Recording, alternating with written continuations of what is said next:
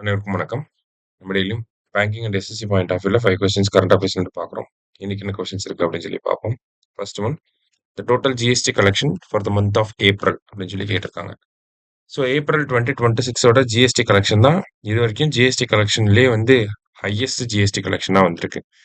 So எவ்வளோ வந்திருக்கு அப்படின்னு சொல்லி பார்த்தீங்கன்னா 2.43 லேக் crore அதனுடைய ஜிஎஸ்டி கலெக்ஷன். சரியா? அடுத்தது, India's first green methanol plant will be set up in Kandla, Gujarat அப்படின்னு சொல்லி கொடுத்துருக்காங்க. ஸோ இந்தியாவோட ஃபர்ஸ்ட் கிரீன் மெத்தனால் பிளான்ட் எங்கே வரப்போகுதுன்னா கண்ட்லாவில் வரப்போகுது. ஓகேவா?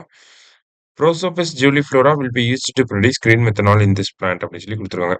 ஸோ இந்த கிரீன் மெத்தனால் பிளான்ட்ல எதை யூஸ் பண்ண போறாங்க, எதை யூஸ் பண்ணி கிரீன் மெத்தனாலை ப்ரொடியூஸ் பண்ண போறாங்கன்னா ப்ரோசோபிஸ் ஜூலிஃப்ளோராவை யூஸ் பண்ணி ப்ரொடியூஸ் பண்ண போறாங்க. சரியா?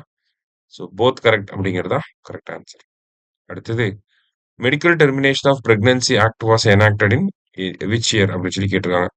So medical termination of pregnancy act எப்போ வந்திருக்குன்னா 1971 வந்திருக்கும். சரியா?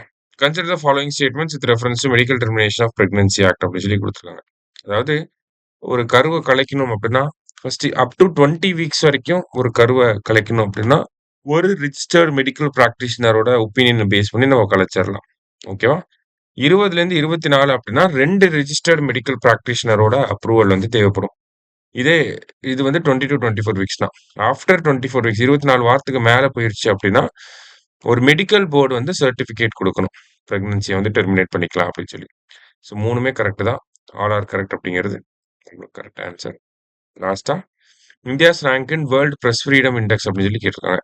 ஸோ வேர்ல்ட் ப்ரெஸ் ஃப்ரீடம் இண்டெக்ஸில் இந்தியா 157th ரேங்க்ல இருக்கும். அவுட் ஆஃப் 180 கண்ட்ரீஸில் 157th ரேங்க்ல இருக்கணும். சரியா? இன்னைக்கு 5 கொஸ்டின்ஸ் பார்த்துருக்கோம். தேங்க்யூ.